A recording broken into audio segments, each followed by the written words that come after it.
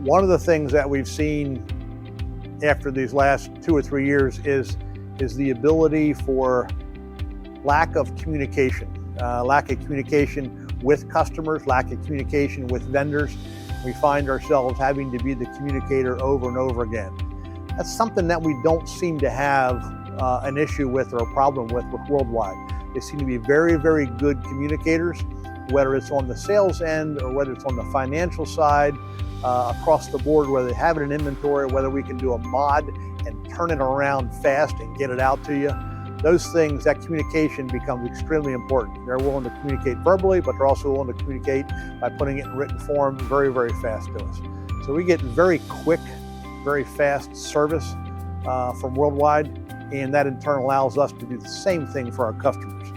Our customers are starting to demand that more and more, and boy, we got to give it to them.